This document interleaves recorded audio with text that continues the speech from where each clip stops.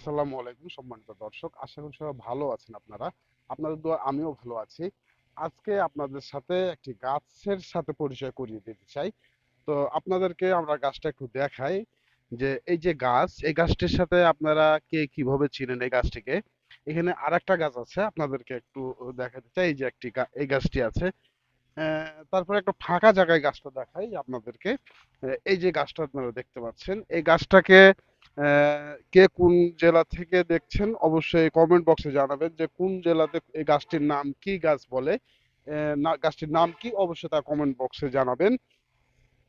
নোয়াখালীতে এই গাছটির নাম বাইট গাছ বলে। এই গাছটির পরিচয় হচ্ছে যে এই গাছটি হলো বাইট গাছ।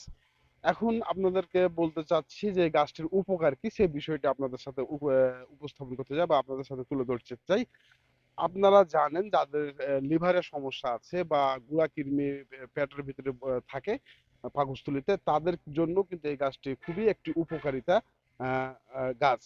এই গাছটির যদি এই যে আপনারা যাদের গুড়াকিডনি আছে তাদের যদি এই যে এই যে এই যে ডোগাটা, এই ডোগাটাকে যদি আপনারা ইয়ে করেন, ধুয়ে ডোগাটা ছিঁড়ে তারপর যদি ধুয়ে খেয়ে ফেলেন, এই যে এখান থেকে আমি নিলাম, আমি এটা খাবো।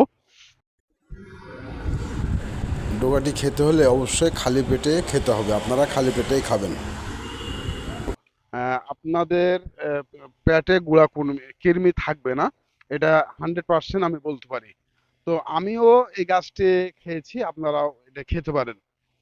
দর্শক, আপনাদের সাথে এই ছিল আজকের মতন ন্যাচারাল যে একটি তথ্য, সেটি আপনাদেরকে দিলাম। আসসালামু আলাইকুম।